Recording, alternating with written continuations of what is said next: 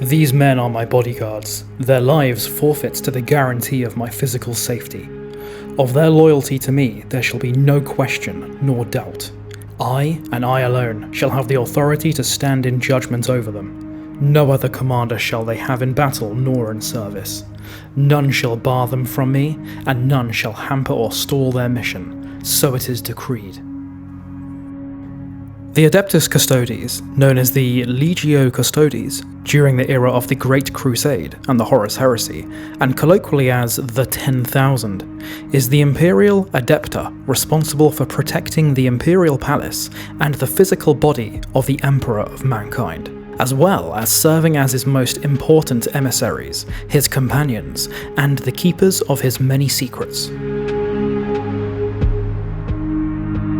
The Custodes is an elite cadre of genetically engineered transhuman male and female warriors who are even more potent in combat than the Adeptus Astartes. They are to Space Marines as the Emperor is to his Primarchs, and it is rumoured that each was created by the Master of Mankind personally. His might permeates them, burns in their eyes, and flows through their veins as surely as their blood. As such, the Adeptus Custodes are widely regarded as the deadliest warriors in the galaxy, human or otherwise. Where Space Marines represent the mass-produced genetically engineered soldiers of the Imperium of Man, the Adeptus Custodes are a force of individual warriors, each a bastion in their own right, and a sentinel of unmatched capability and singular purpose created to counter any possible threat, human, alien, or demonic.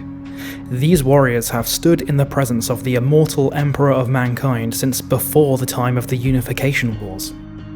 For 10,000 Terran years and more, the Custodians have stood watch over their lord and master, serving as the Emperor's personal heralds and Praetorian bodyguard.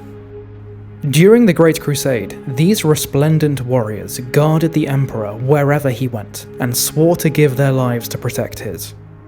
After his incarceration in the Golden Throne, following the Horus Heresy 10 standard millennia ago, they have taken a far more limited role in the Imperium of Man. They almost never leave Terra, and only very rarely are seen outside the Imperial Palace as they watch over their recumbent master and patrol the precincts of the Emperor's palace, ever vigilant of threats. It is only the Adeptus Custodes who decide who may enter the Sanctum Imperialis of the Emperor at the heart of the Inner Palace, and when they may do so. With the birth of the Great Rift in the Era Indomitus, and the resurrection of Primarch Reboot Guilliman as the Lord Commander of the Imperium and Imperial Regent, the Adeptus Custodes have been forced to take a more active role in galactic affairs. A force of custodians has followed Guilliman's Indomitus Crusade out into the galaxy, often serving as the heralds of a Torchbearer's fleet, bringing the Primaris creation technology to existing Space Marine chapters. This was done to both reassure the existing chapters of the Adeptus Astartes that the gift of the Primaris Space Marines was ordained by the will of the Emperor, but also because in this new era of constant threat, the Custodes have come to a hard realization: sometimes the best defense is found in offense. An Order of Demigods. Give thanks to those most courageous and loyal of guardians, the Adeptus Custodes, who stand in constant vigil over the Emperor's palace. A veritable legion of warriors ready to lay down their lives without doubt for the beloved ward of mankind. None pass through the Imperial Palace without their knowledge. Steeped are they in the arcane secrets of a labyrinthine edifice. 10,000 blades await the call to arms to defend against any threat, from without or within. The Adeptus Custodes. It is a name spoken in reverent whispers, for these warriors have stood in the presence of the immortal Emperor of Mankind and are charged with his protection. His greatness runs in their veins, undiluted by the passage of eons. They have been called the Emperor's right hand, for they act with his authority and fight in his name.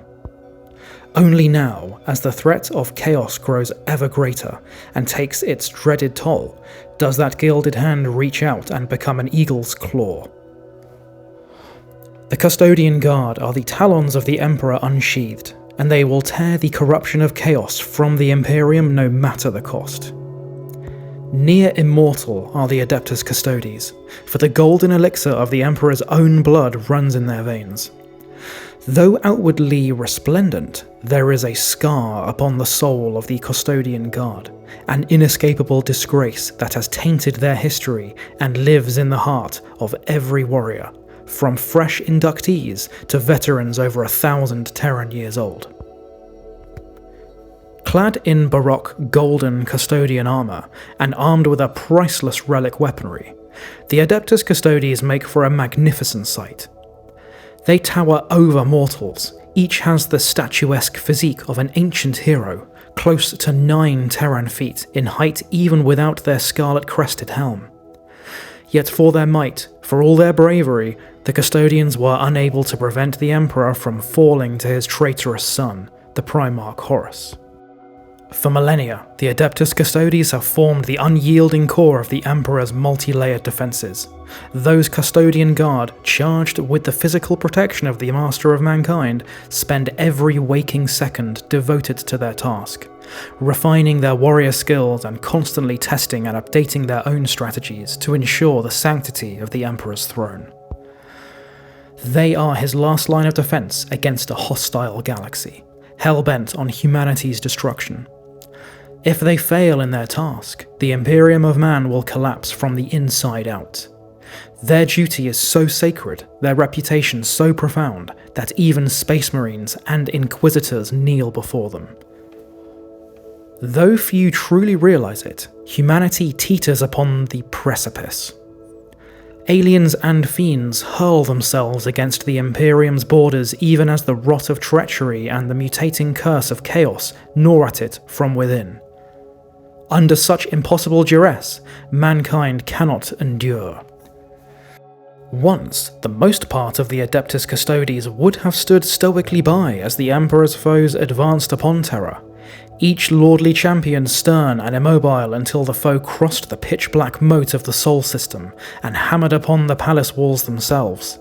After all, to keep vigil is the oath they swore to fulfill, and they have never abandoned it, even as thousands of worlds have burned. Now, that sovereign duty has changed. In mankind's darkest hour, a legend has emerged from the annals of history. The Ultramarines Primarch Reboot Guilliman, an icon of authority. The coming of this legendary High Lord has galvanized the Adeptus Custodes, and after long consultation, seen them reorganized and given new life. The Golden Brotherhood now numbers not only Guardians, but also Crusaders. Alongside the female order of anti-psychers known as the Sisters of Silence, the Adeptus Custodes bring war anew to the enemies of the Imperium. All shall learn to fear their golden warships, for they herald swift and unmerciful slaughter. These are heroes of fire and blade, and they will not stop until every threat to their immortal master lies slain. The Firstborn. Only in death does duty end. The origins of the Custodian Guard are shrouded in myth and legend. The ancient Legio Custodes were the bodyguards and sworn protectors of the Emperor and his chosen emissaries, wherever the need arose, his most deadly executioners. Genetically engineered male and female warriors of unswerving loyalty and unshakable purpose, their might and skill at arms was greater even than the Space Marines of the ancient Legiones Astartes, while their weapons and war gear were uniquely potent, representing the apex of the Imperium's technology. Their history is a long one, and for centuries they have walked in the Emperor's shadow as his praetorians and the protector of his secrets. The Legio Custodes are by many accounts the Emperor's true firstborn, prefiguring even the gene-crafted Thunder Warriors of the Unification Wars. They are his first genetically engineered, psycho-indoctrinated warriors, perfected weapons crafted by the Emperor's genius from the dread lore of the Dark Age of technology. They are in almost every measurable way superhuman, stronger, faster, more acute of senses, and more resilient than even the doomed Thunder Warriors or the Space Marines who would follow them, and so far beyond the limits of an unaugmented human as to be almost godlike in comparison. Indeed, only the Primarchs, and above them the Emperor himself, exceeds them in corporeal might, and to meet them in open conflict is to court death for a human or alien alike. They are rare creatures, these firstborn of the Emperor's genecraft. Such was their psychophysical design, and the intricacy and sophistication of the genecraft involved, that the modifications which went into their creation required such strict biological psychological criteria that only a mere one in many thousands of potential candidates might prove suitable for the simplest of the steps involved in the Legio Custodes creation process. Even of this small pool of candidates, survival through the multiple solar decades of alchemical augmentation and psychomimetic training were far from guaranteed. In this fact can be seen a pattern also replicated in the Space Marine legions, only to a far greater degree. While the numbers of the Legiones Astartes were prevented from growing beyond perhaps 1 million at their greatest strength by the temporal and biological limitations inherent in the means of their creation, a paltry sum compared to the billions of others who took part in the Great Crusade, the Legio Custodes could never have operated on the scale of the Space Marine legions, even if the attempt had been made. As a result of the inherent difficulty of their creation, the number of active Legio Custodes warriors never, it is believed, exceeded 10,000. This figure was first attained towards the middle stages of the Great Crusade, and maintained diligently enough that the 10,000 itself became a cognomen for the custodian guard in the works of the Remembrancers, and the notaries of the Imperial Court since, whatever its literal accuracy. Certainly no more than 1,000 have ever been seen together at any one time, and then only once at the famous Battle of Gyros Thravion, fought during the Great Crusade against the Orc warlord Garkul Blackfang and his vast greenskin horde. The Primarchs Horus, Rogaldorn, and Mortarion and their legions were vastly outnumbered and close to defeat when the Emperor led an assault from his golden battle barge, the Bucephalus. At the head of 1,000 custodians, the Emperor struck at the very heart of the Orc horde, confronting Garkul atop a towering gargant. As the Emperor decapitated the giant black-skinned Orc, the custodians laid waste to the warlord's prime warriors. It is said that within moments, over 100,000 greenskins died, and the war was broken. Legend has it that only 3 custodians fell at the battle, their names enshrined forever and engraved on the Emperor's armour thereafter. Wrought by the Emperor's hand. The histories of old knights tell us to fear men of stone and men of iron. They should have warned us too of the most terrible monsters of all, the Emperor's men of gold. It is not uncommon belief to suppose the Custodian Guard were themselves some variant of the Astartes. If so crude a term might be applied, an advanced form, perhaps even a second improved iteration. While this explanation might seem to fit the facts, particularly to those without intimate knowledge of the Imperium's birth pains during the final acts of the Unification Wars on Old Earth, it could not be further from the truth. The bloody chronicles of the Unification Wars, particularly in the earliest stages when the Emperor first rose from the nightmarish bloodshed of Old Earth's Long Night in the late 29th millennium to cast down the reign of the warlords and monsters that had carved mankind's birthworld into 1,000 slaughter-hunted pieces, are difficult now to comprehend. Many are rightly sealed from the Imperium's scholars, and even the Terran court, the dangerous truths within suppressed. But in those dark chronicles, the Custodian Guard, in some form or shape, have their part as far back as any can record, or those few souls who survive yet from those times can remember. Upon the pillars of the Black Manse of Nassau, capital of one of the earliest of the techno-barbarian holds to submit before he who was to later be known as the Emperor, inscriptions record the Lord of Lightning, coming before their warlord kind flanked by his 4 giants of crimson and gold, demanding surrender.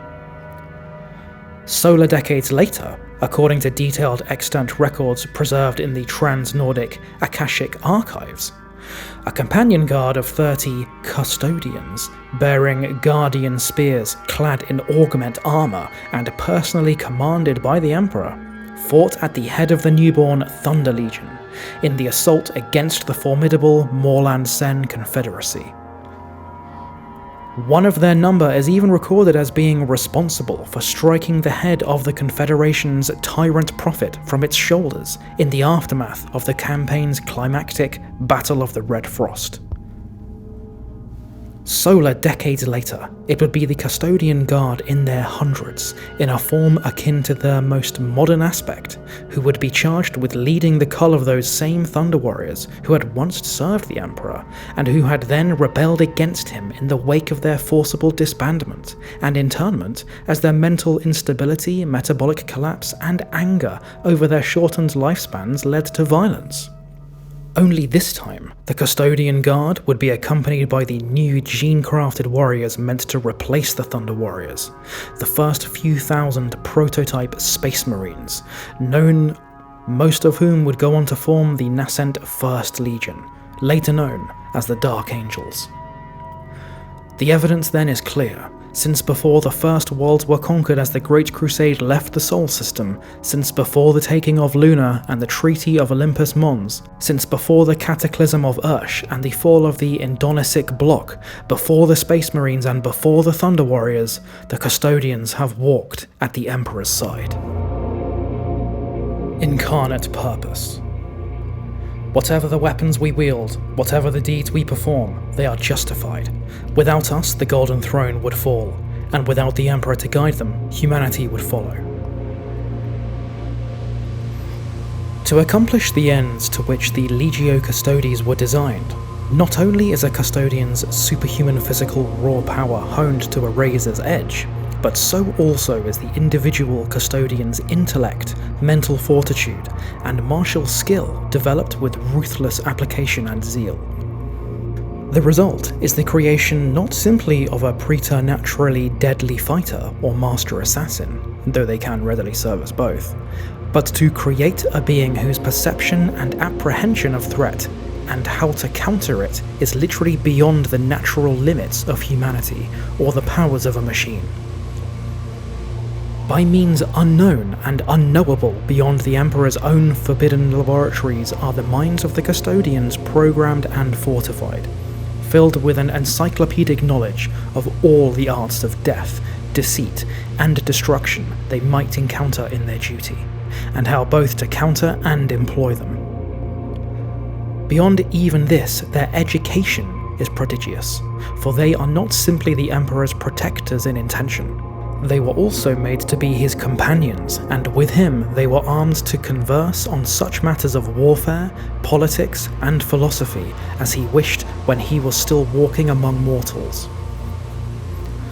Most importantly, their psyches are also crafted and shaped as a master gemsmith might cut and polish a perfect stone, fashioned to precise order and pattern, a pattern to which loyalty and discipline, duty and unflinching obedience to the Emperor goes deeper than blood and bone, deeper than conscious thought or unconscious desire. If at any stage in the process of custodian augmentation the merest flaw is encountered, as with the gemsmith's search for the perfect stone, the flawed subject is discarded. The product of these amassed arts, arcane, academic, and militant, is a body of warriors who are living weapons. These are made up of the Legio Custodes, and later the Adeptus Custodes itself, the 10,000. As an organisation, it was in many ways both alike and unalike to the ancient Space Marine legions in formation and structure, a paramilitary force unique in human history, inviolate in action and answerable only to the Emperor.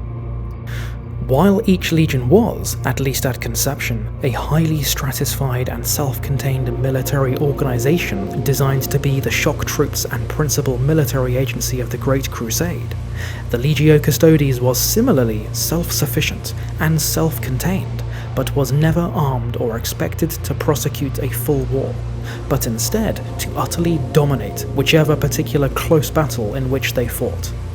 Their base of operations in Terra itself, and their own domains interwoven with that of the Emperor.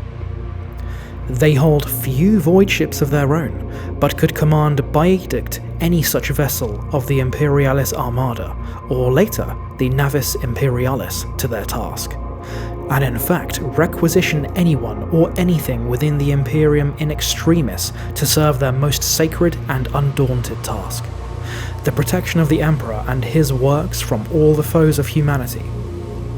Whether serving as part of a detachment acting as the destroyers of some ill-fated foe, or tasked as a bodyguard for the Emperor or some element of his household, or even where a handful of custodians might be deployed to act as the personal protectors of an Imperial emissary or Lord Militant, they are tireless, vigilant, and remorseless.